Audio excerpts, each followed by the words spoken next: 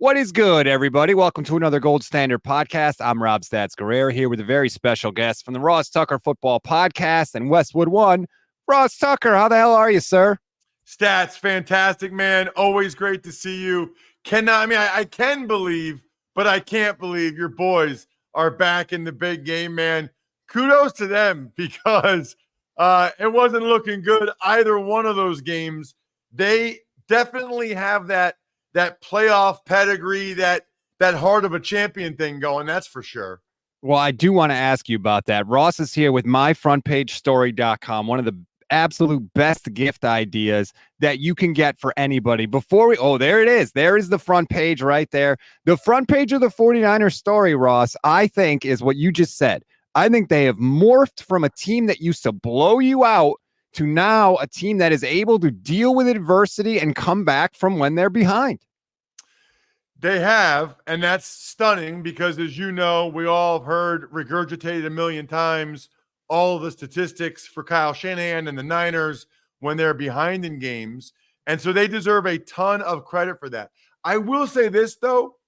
It reminds me a little bit, Stats, of earlier in the year when the Eagles, they were 10-1 and they were beating the Chiefs in a close game and the Bills in overtime and the Cowboys at the 1 yard line at the end. And they were still winning. And everybody in Philadelphia was saying what you're saying right now. Hey, this team is just special, man. These guys just find a way. And then obviously after the Niners thrashed them, it all just kind of came crashing down. After that, we'll see whether or not that's the case for the 49ers in the Super Bowl. But they deserve a lot of credit. And I know people look at it and say, yeah, well, they got lucky because the Packers did this play or that play, or, the Packers got a bad spot in the Jordan Love quarterback sneak, or the field goal kicker missed it, or whatever. And obviously what people are saying about the Lions game too. Here's what I would always say about those things, right? Number one, you still have to capitalize on those errors. You still have to make the plays on your side to still win the game. And then secondly, the Niners don't make those mistakes. They don't make those plays late. It's the same thing with the Chiefs, to be honest with you, against the Ravens or the Bills. Ravens and Bills made some dumb plays. The Chiefs did not, and that's why they're in the Super Bowl again as well. The Niners made the plays they had to make to win the game, including your quarterback, whom I love. And so that's why they're here, and they deserve to be here. Can we say a nice thing about Brock Purdy without starting the sentence with what he isn't? I feel like that's how it goes. He's not Patrick Mahomes or Lamar Jackson, but Brock Purdy can really scramble. How about just Brock Purdy can move? Brock Purdy can make big plays in the fourth quarter. Brock Purdy's QBR in the second half of the NFC Championship game was 99 out of 100. Can we just say that instead of talking about what Brock Purdy isn't? I can, but most people can't for two reasons. And the one is what I am now calling draftism, which I despise. The other is not his fault either, which is social media. So the draftism component is pretty obvious, right? Which is that the football world hangs on to your draft status as long as it is tenable. And what I mean by that is people will talk about Mr. Irrelevant, all that with Brock Purdy until he wins a championship. And then even then, he might still have to win a second one before people will finally put that to bed, right? It's the same reason why Zack Wilson got so many chances with the Jets. It's the same reason why some team will sign or trade for Zack Wilson this offseason, because the potential's there, man. The ability's there. Look, he can't play, okay? He's not good.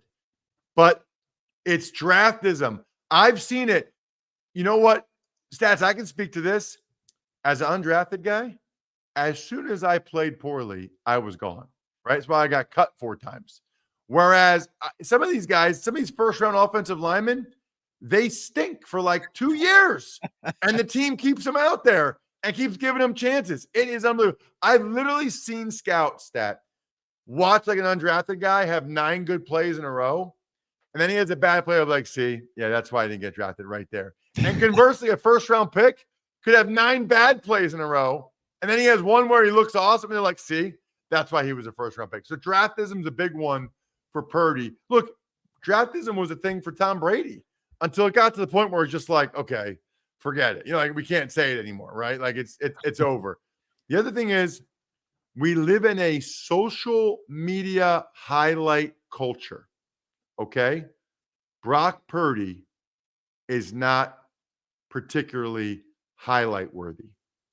He's not going to have a preposterous throw like Josh Allen.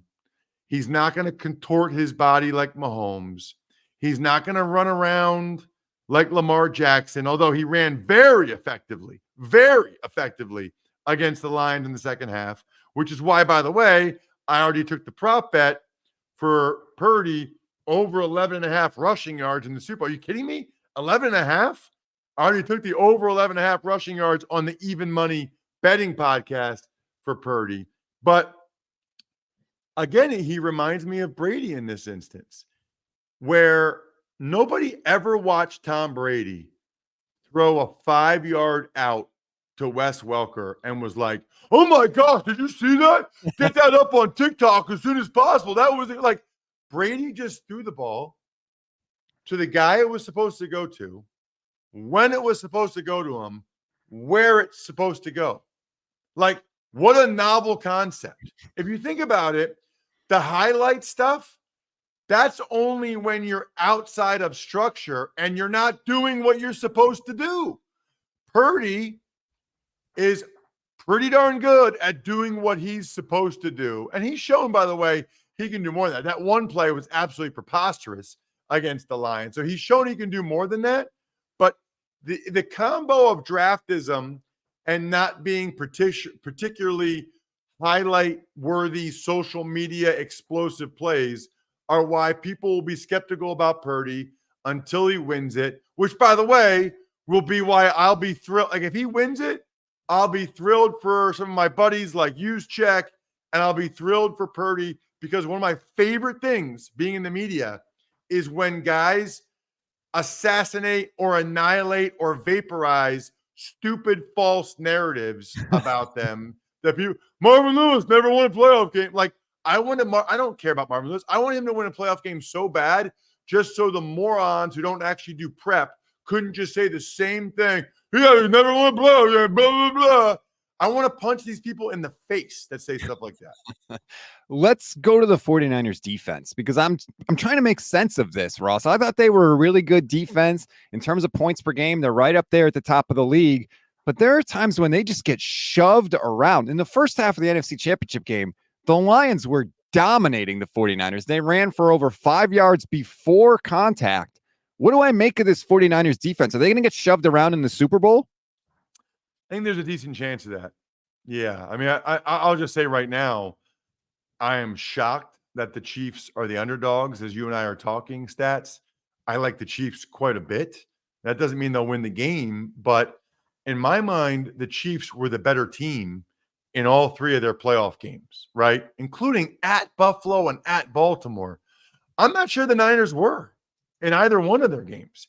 Now, listen, none of that matters. All that matters is who wins and goes to the next round, and you and I both know that. But watching it, didn't really feel like the Niners controlled either one of those games, and one of the reasons is the defense. And I think there's been a drop-off from DeMeco Ryans to Steve Wilks in terms of calling the defense. I have Greg Cosell, as you know, on the Raw Sucker Football podcast every week. He pointed out last week, the Niners are bottom 3rd in the league on third down. Yeah. That is bad, especially when you have middle of the field coverage linebackers like Fred Warner and Dre Greenlaw, and you have what should be a good 4-man rush. They should not be that bad on third down. Their rush has not been as good as you would expect it to be with the guys that they have. Maybe it's a depth thing. Maybe those guys have worn down. I don't know. Chase Young finally did a little bit the other night, but he hasn't done very much. I think that's the combo why they're not good enough. And that would really concern me against Mahomes and Kelsey and the Chiefs. Yeah. Kyle Shanahan said the thing that disappointed him was the pursuit. It's like, well, you're in the NFC Championship game. You can't be working on your pursuit. It's time to pursue. But anyway, we will see what happens. Ross Tucker is here for myfrontpagestory.com. It is the ultimate gift idea. Tell people why they need to check this out, Ross. Well, I appreciate it, and hopefully you'll get one for your wife's stats, because how many years in a row are you going to do a gift card? How many years in a row are you going to do flowers? Like, you got to change it up, do something unique. This is the thing. You talk to one of their writers for 10 minutes, or you fill out an email that I think has 5 questions. Tell them how amazing your significant other is. Send in a couple pictures of you and them. If you have kids, maybe include the kids. They write this unbelievable story. Looks like it's on the cover of the newspaper. It's framed. I'm showing you an example right now for the people that are watching us. And I have never had someone not say it's the coolest gift they've gotten. Just being able to say to her, I want to do something special, so I had a story written about you. Like, that just sounds so money. It's not even funny. And if you do it, anybody watching or listening, if you do it, make sure you tell the writer, I just never thank her enough for all the little things she does. Even if you can't think of anything she does for you, just say that. They cry every time. It's hilarious. It's like a next gen stat. 95% cry, happy tears if you use that line. Myfrontpagestory.com. Myfrontpagestory.com. So not only are you giving us the gift, you're giving us the hack for the gift. Last thing really quick before I let you go, Ross. Give me the myfrontpagestory.com headline of Super Bowl Monday. Mahomes and the Chiefs are a dynasty. No, come on. Brock Hey, Purdy. dude, I'm not saying I want that to happen. I played for the Patriots. I'm not saying I want that to happen, but I would have a really tough time picking against the Chiefs. Like, anything can happen in the game. There's a reason why the Niners are favored. But the way the Chiefs have been playing, and especially the way Mahomes has played and their pedigree in these games, with Purdy still being fairly new to it, it would be a very impressive win for the Niners and Purdy. All right. Well, thank you very much for the time, Ross. You're a big jerk. Never come on the show again. Hey, good luck, man. I'll see you in Vegas.